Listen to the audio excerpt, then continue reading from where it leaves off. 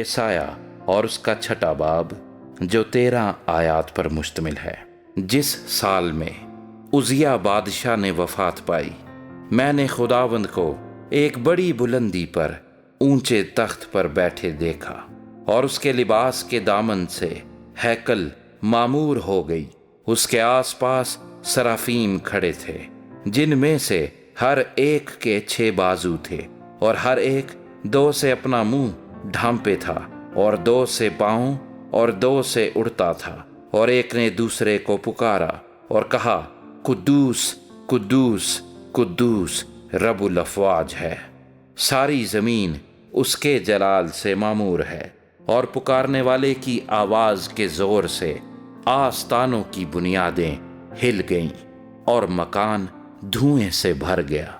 تب میں بول اٹھا کہ مجھ پر افسوس، میں تو برباد ہوا، کیونکہ میرے ہونٹ ناپاک ہیں اور نجس لب لوگوں میں بستا ہوں، کیونکہ میری آنکھوں نے بادشاہ رب الافواج کو دیکھا۔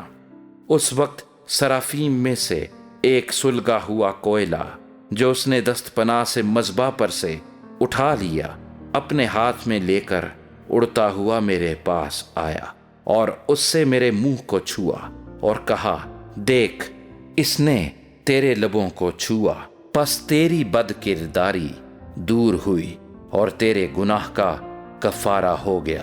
اس وقت میں نے خداوند کی آواز سنی، جس نے فرمایا، میں کس کو بھیجوں اور ہماری طرف سے کون جائے گا؟ تب میں نے عرض کی، میں حاضر ہوں، مجھے بھیج۔ اور اس نے فرمایا، جا اور ان لوگوں سے کہہ کہ تم سنا کرو پر سمجھو نہیں، تم دیکھا کرو پر بوجھو نہیں۔ تو ان لوگوں کے دلوں کو چربا دے اور ان کے کانوں کو بھاری کر اور ان کی آنکھیں بند کر دے، تا نہ ہو کہ وہ اپنی آنکھوں سے دیکھیں اور اپنے کانوں سے سنیں اور اپنے دلوں سے سمجھ لیں اور باز آئیں اور شفا پائیں۔ تب میں نے کہا، اے خداوند، یہ کب تک؟